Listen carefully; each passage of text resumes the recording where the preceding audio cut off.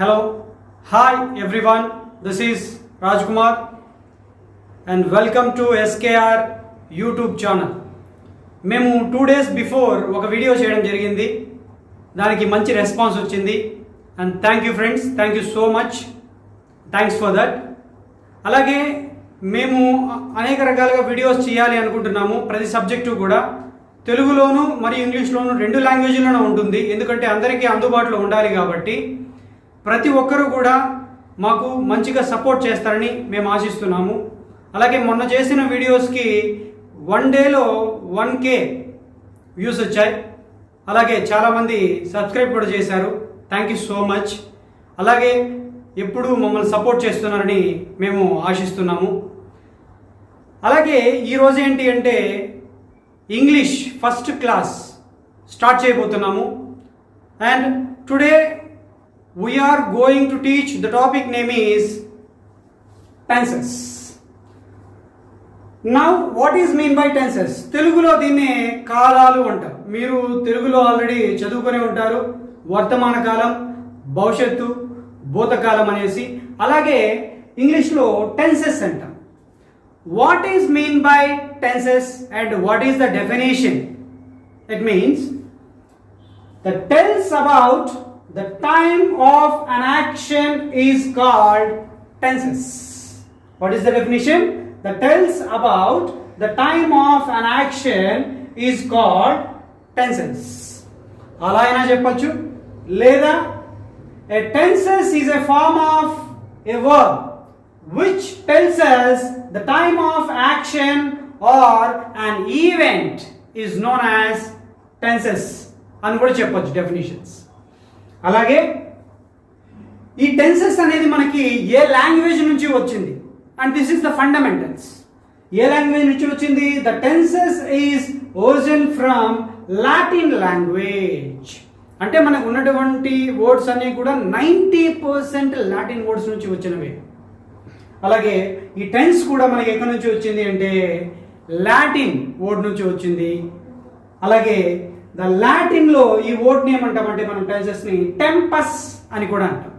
Okay, the Latin word is tempus, means time and action. That means tense. అంటే tenses అంటే ఏంటి? టెన్సెస్ని లాటిన్లో మనము టెంపస్ అంటాం. లాటిన్లో టెన్సెస్ని మనం ఏమంటాం? టెంపస్ అంటాం. అలాగే దీని మీనింగ్ ఏంటి అంటే time and action. That means tenses. Okay, time and action. ఈ టైమ్ అండ్ యాక్షన్ నే మనం ఏమంటున్నాం అంటే టెన్సెస్ అంటున్నాం. ఓకే, అలాగే the tenses are mainly divided into 3 types. టెన్సెస్ ఎన్ని రకాలు? 3 types. Such as, what are that? First one present tense, second one past tense, third one future tense. అలాగే మనకి తెలుగులో కూడా ఉన్నాయి కదా, వర్తమాన కాలం, ఓకే, భూతకాలం, భవిష్యత్ కాలం అన్నట్టు. ప్రెజెంట్ టెన్స్ అంటే జరుగుతూ ఉంది. Okay, the time of action, the doing right now is known as present tense. And past tense. Past tense means గతములో జరిగినటువంటి వర్క్ని ఏమంటామంటే మనము పాస్ట్ టెన్స్ అంటాం. Past tense means the action was completed in the past, that is known as past tense. అంటే గతంలో నువ్వు ఒక పని చేసింటావు. ఫర్ ఎగ్జాంపుల్ నిన్న సినిమాకు వెళ్ళావు అనేది గతం. అలాంటి సెంటెన్సెస్ని మనము పాస్ట్ టెన్స్లో చెప్తాం. అలాగే future tense. What is mean by future tense? Future tense అంటే గతములో జరగబోయే వాటి గురించి చెప్పడాన్ని ఏమంటామంటే future tense. Actually, what will happen in our future, that is known as future tense. Okay, already I had given some examples beside of this. Present tense ki example manamu em cheppachchu ante I write a story. I write a story. Write anedi enti? V1, verb 1 form antam. Emantam? Verb 1 antam. Alage past tense, I wrote a story అన్నాను. What is mean by wrote? Verb 2 అంటాం. దీన్ని ఏమంటాము? Verb 2 అంటాం. అలాగే future tense. What is mean by future tense? The future tense definition already చెప్పాను. ఇప్పుడు example ఏం చెప్పుకోవచ్చు అంటే గతములో జరగబోయే దాని గురించి మనం చెప్తున్నాం కాబట్టి మనము ఏం తీసుకుంటామంటే ఇక్కడ maximum I will write A story అంటాం. ఏమంటాము? I will write A story అని తీసుకుంటాం. ఓకే, ఇలాంటి ఎగ్జాంపుల్స్ మనము ఈ టెన్సెస్ అన్నిటికీ కూడా తీసుకోవచ్చు. అలాగే each and every tenses has a 4 forms. అంటే ప్రతి ఒక్క టెన్స్లో కూడా మళ్ళీ ప్రతి ఒక్క టెన్స్ 4 రకాలుగా వేరు చేయబడి ఉంటుంది. Explain each tenses has a 4 forms. They are simple and continuous and perfect and perfect continuous. For example present tense తీసుకున్నాం అనుకోండి. The present tense can be divided into 4 forms or 4 sub tenses అంటాం వాటిని. What are that? First one simple present tense, present continuous tense, present perfect tense, present perfect continuous tense. అలాగే past tense ని తీసుకున్నాం కదా ఇక్కడ. The past tense can be divided into 4 sub tenses and such as simple past tense, past continuous, past perfect tense, at the same time past perfect continuous tense. ఇలా ఒక్కొక్క tense కి 4 రకాలు. అలాగే third one వచ్చేసి future tense. The future tense కి మనం ఏ విధంగా తీసుకోవచ్చు అంటే అవి కూడా 4 రకాల సబ్ టెన్సెస్.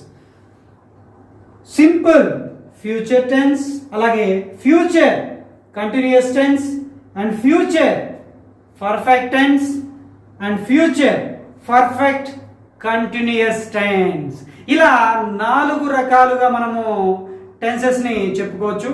టోటల్ టెన్సెస్ వచ్చి 12 రకాల టెన్సులు ఉన్నాయి. కానీ మెయిన్గా మనము చెప్పేది ఏవి అంటే కేవలం 3 మాత్రమే.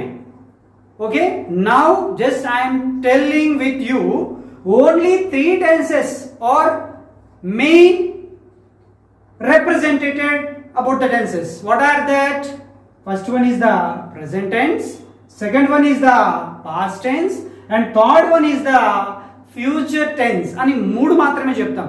కానీ ఒక్కొక్కటి మళ్ళీ 4 రకాలుగా డివైడ్ అయింది కాబట్టి మనము టోటల్ 12 types అని చెప్తాం టెన్సెస్. ఓకే ఓకే అలాగే ఇప్పటి వరకు చెప్పుకున్నాం కదా ఈ టెన్సెస్ అనేటువంటిది మనకి ఎన్ని రకాలు, వాటిలో సబ్ టెన్సెస్ ఏవి అని ఆల్రెడీ చెప్పాం. అలాగే అందులో పాయింట్స్ ఆఫ్ టెన్సెస్ అనేది అంటే మనకి ఏ ఏ సబ్జెక్ట్స్కి ఏ ఏ వర్బ్స్ వాడాలి, అసలు ఎన్ని సబ్జెక్ట్స్ ఉన్నాయి, వాటిని ఎలా వాడాలి అనేది ఇప్పుడు మనము చెప్పుకోబోతున్నాం. The points of tenses. Points of tenses అంటే పర్సన్స్, ఎంతమంది పర్సన్స్ ఉన్నారు అంటే first person, second person, third person, ఇలా ఇంగ్లీష్లో మనం చెప్పుకోబోతున్నాం ఇప్పుడు. అలాగే పర్సన్స్ అనే వాళ్ళు ఎంతమంది ఉన్నారంటే the persons are divided into 3 types in English. అంటే ఎంతమంది పర్సన్స్ ఇంగ్లీష్లో? 3 members. First person, second person, third person. అలాగే సింగులర్ ఏది, ప్లూరల్ ఏది అంటే ఎంతమంది persons? 3 persons. First person, second person, third person. అలాగే సింగులర్ అండ్ ప్లూరల్ అంటే ఫస్ట్ పర్సన్లో సింగులర్ ఎవరు, ప్లూరల్ ఎవరు. అలాగే సెకండ్ పర్సన్లో సింగులర్ ఎవరు, ప్లూరల్ ఎవరు. అలాగే థర్డ్ పర్సన్లో సింగులర్ ఎవరు, ప్లూరల్ ఎవరు అనేది మనము ఇప్పుడు చెప్పుకోబోతున్నాం. The first person singular. And for example I am speaking with Ravi అన్నప్పుడు నేను రవితో మాట్లాడుతున్నాను. నేను రవితో మాట్లాడుతున్నాను. ఎవరు మాట్లాడుతున్నారు? నేను ఫస్ట్ పర్సన్ అవుతాను. నేను ఎన్ని పర్సన్ అవుతాను? ఫస్ట్ పర్సన్ అవుతాను. ఓకే, అలాగే మనకి ఫస్ట్ పర్సన్ సింగులర్ అనేది ఐ అని చెప్పాం కదా, ఐ అని కూడా నేను ఎగ్జాంపుల్ చెప్పాను. ఇంకా ఒక ఎగ్జాంపుల్ కూడా చెప్పొచ్చు మనం. Just I am talking with or I am going with someone, ఎలాగైనా చెప్పొచ్చు. ఇప్పుడు for example I am going with my friend to movie, నేను నా ఫ్రెండ్తో సినిమాకి వెళ్తున్నాను అనే దాంట్లో ఎవరు వెళ్తున్నారు? నేనేమవుతాను? ఫస్ట్ పర్సన్ అవుతాను. కాబట్టి ఐ, నేను ఎంతమంది? నేను ఒకటే. I'm a single person. That's why and I the subject it is used as a singular. ఏంగా యూజ్ చేస్తాము? సింగులర్గా యూజ్ చేస్తాం. అలాగే ఫస్ట్ పర్సన్లో ప్లూరల్ ఎవరు అంటే వి అని చెప్తున్నాం. వై, ఎందుకు మనము వి అని చెప్తున్నాం? ఫర్ ఎగ్జాంపుల్ ఫ్రెండ్స్ ఒక 5 మెంబర్స్ ఉన్నాం. ఓకే, మన 5 మెంబర్స్ కూడా ఈరోజు ఒక మ్యారేజ్కి వెళ్తున్నాం. మనం 5 మెంబర్స్ ఈరోజు ఒక మ్యారేజ్కి వెళ్తున్నాం. దాన్ని ఎలా చెప్తాము? We're going to marriage today. We're going to marriage today. We అనేది మోర్ దాన్ 2 మెంబర్స్. అంటే 5 కావచ్చు, 10 కావచ్చు, 15 కావచ్చు, 20 కావచ్చు, ఎంతమంది అయినా కావచ్చు. More than 2. మేము, వి అంటే ఏమి? మేము అంటాం. మనము మేము అంటే మోర్ దాన్ 2, అంటే 2 కంటే ఎక్కువ మెంబర్స్ వచ్చినప్పుడు మనము వి వాడతాం. అందుకనే వి అంటే మేము, అంటే నాతో కలిపి ఇంకా ఒక 10 మంది ఉన్నారనుకోండి, అప్పుడు వి ఆడతాం. మేమందరూ సినిమాకి వెళుతున్నాం, లేదా టెంపుల్కి వెళ్తున్నాం, లేదా మ్యారేజ్కి వెళ్తున్నాం అనేటప్పుడు మనము ఏం వాడతామంటే వి అనేటువంటి సబ్జెక్ట్ని వాడతాం. వి అనేది ఏంటి? సబ్జెక్ట్స్ అంట వాటిని. కాబట్టి we are going to marriage, we are going to movie, we are going to temple అంటే మోర్ దాన్ 2 మెంబర్స్ కాబట్టి అది ప్లూరల్ అవుతుంది. అది కూడా ఏ పర్సను? First person. అంటే ఒక ఫస్ట్ పర్సన్లో ఒక 10 మెంబర్స్ ఉంటే ఆ అందరూ పర్సన్స్ని కలిపి ఏమంటామంటే మనము ప్లూరల్ అంటాం. కాబట్టి మనము ఫస్ట్ పర్సన్ ప్లూరల్లో ఏం చెప్తున్నాము? వి అనేది చెప్తున్నాం. At the same time second person, we're going to know about second person. Second పర్సన్లో మనకి సింగులర్ ఎవరు అంటే యు, అండ్ అలాగే ప్లూరల్ కూడా యునే. ఇప్పుడు సెకండ్ పర్సన్లో సింగులర్ యు అంటే ఏమి? Already I told you an example. I am talking with Ravi అన్నప్పుడు, అంటే ఒక పర్సను ఇంకో పర్సన్తో మాట్లాడుతూ ఉన్నప్పుడు, ఇప్పుడు he is Raja, he is Ravi. This person talking with Ravi అన్నప్పుడు, ఫర్ ఎగ్జాంపుల్ ఈడు ఫస్ట్ పర్సన్ అవుతారు, అంటే ఇతను ఫస్ట్ పర్సన్ అవుతారు, రాజా అనే వ్యక్తి. I am talking with Ravi. Ravi ఏమవుతాడు? సెకండ్ పర్సన్ అవుతాడు. సెకండ్ పర్సన్లో ఎంతమంది ఉన్నారు? ఓన్లీ ఒకరే ఉన్నారు. Only 1 member is there. That's why is a singular. కాబట్టి సెకండ్ పర్సన్లో సింగులర్ ఎవరు అంటే ఎవరు చెప్తాము? యు. అంటే ఒకరే ఉన్నారు కాబట్టి యుని సింగులర్గా కన్సిడర్ చేస్తాము. ఎక్కడ? సెకండ్ పర్సన్లో. అంటే నేను అతనితో మాట్లాడుతున్నాను, ఎంతమందితో ఉన్నారు? ఆపోజిట్గా ఒకరే ఉన్నారు కాబట్టి సింగులర్ అంటాం మనం యుని. అలాగే సెకండ్ పర్సన్లో ప్లూరల్ ఎవరు? ప్లూరల్లో కూడా యునే మనం వాడతాం.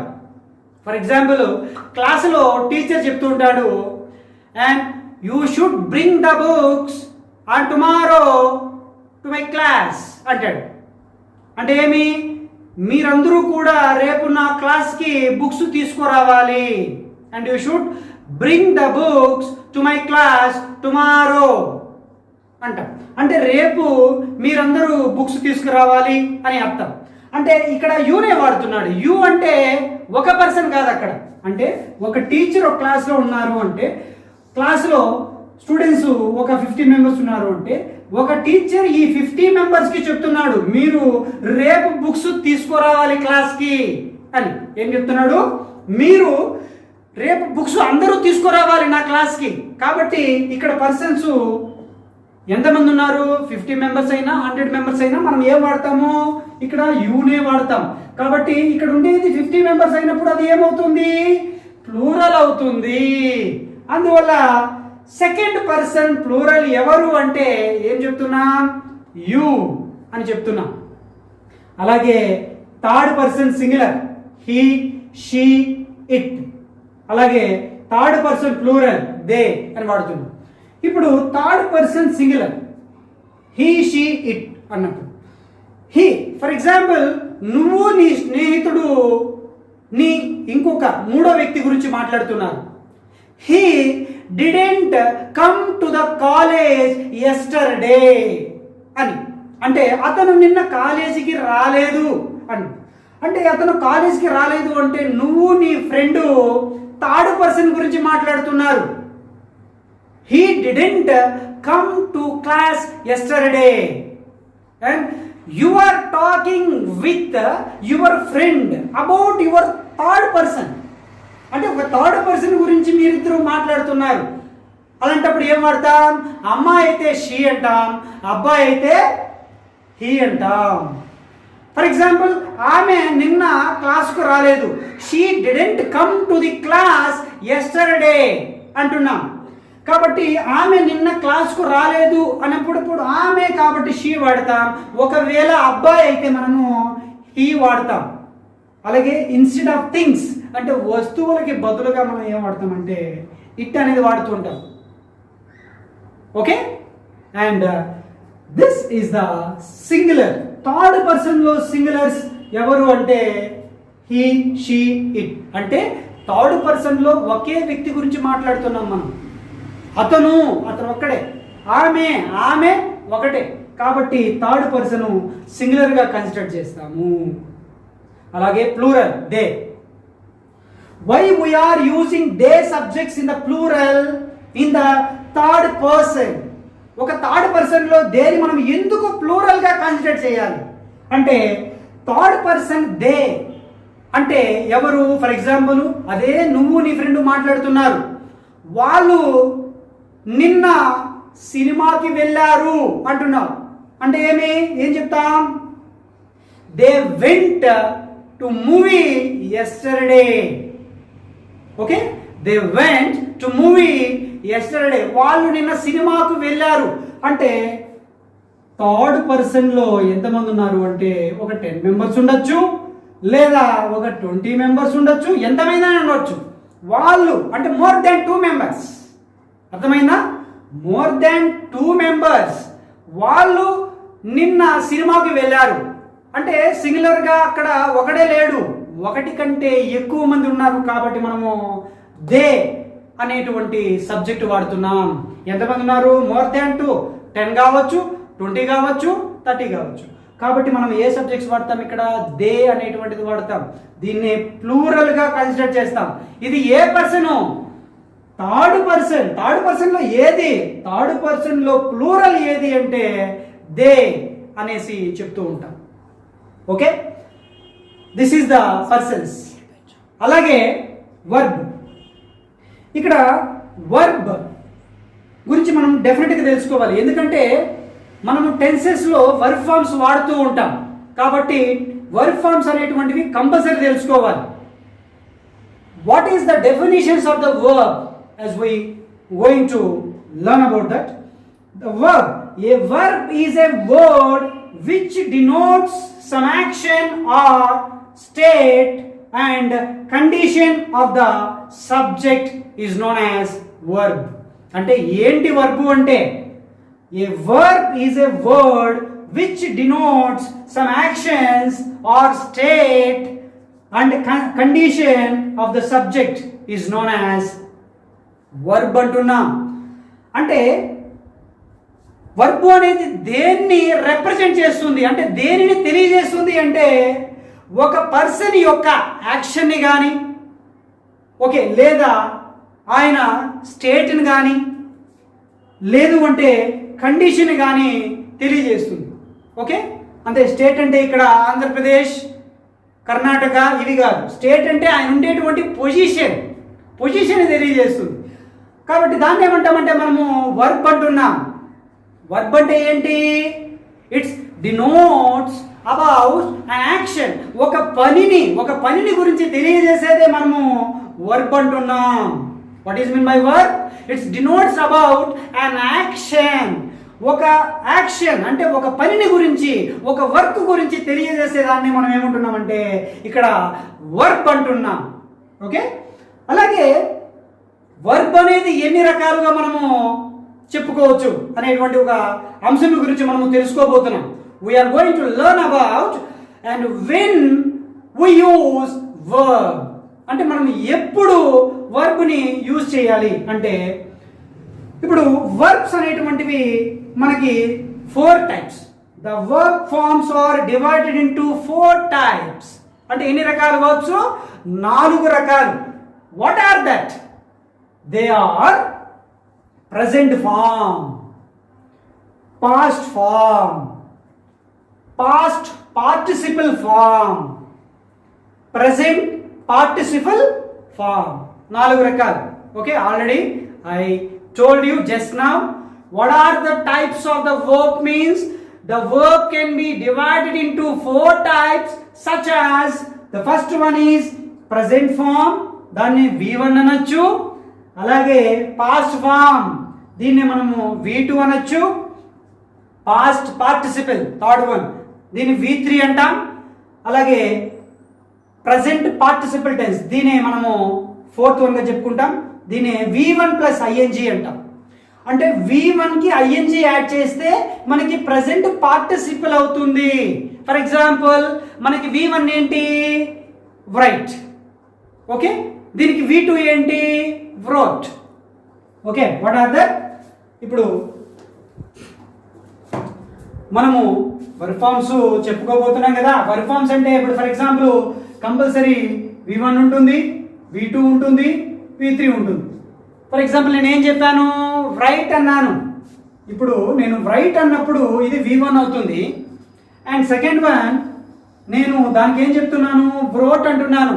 This is a V2 form. And third one is V3. V3 అంటే ఏంటి? పాస్ట్ పార్టిసిపుల్ అంటున్నాం. అది ఏంటి? written. ఏమంటున్నాము? written అంటున్నాం కదా. అలాగే మనము గో అని చెప్పండి. గోకి ఏంటి? V2 form went. V3 form ఏంటి? gone. కాబట్టి V1, V2, V3 అంటే ఈ V1 అంటే వర్బ్ ఫార్మ్ 1, V2 అంటే వర్బ్ ఫార్మ్ 2, V3 అంటే వర్బ్ ఫార్మ్ 3 గా చెప్పొచ్చు.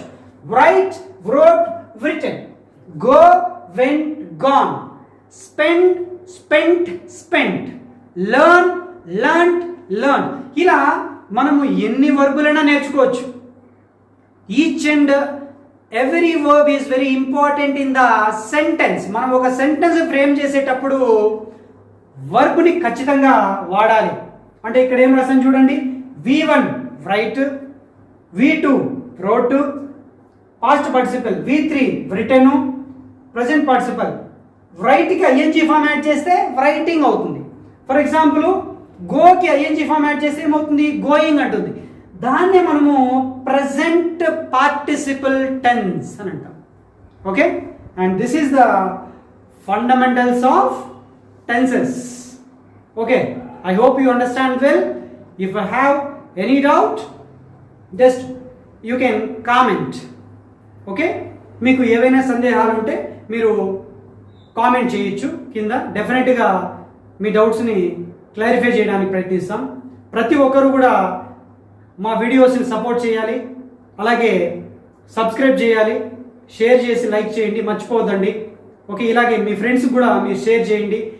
ఇలాంటి ఇంగ్లీష్తో పాటు అన్ని సబ్జెక్ట్స్, మ్యాథ్స్ కావచ్చు, ఫిజిక్స్ కావచ్చు, కెమిస్ట్రీ కావచ్చు, బయాలజీ కావచ్చు, ఈచ్ అండ్ ఎవ్రీ సబ్జెక్ట్స్ గురించి మేము పరిపూర్ణ అవగాహనతో మీకు క్లాసులు చెప్పబోతున్నాం. Please supported me. ప్రతి వీడియోని మీరు కంప్లీట్గా చూడండి, దయచేసి స్కిప్ చేయొద్దండి.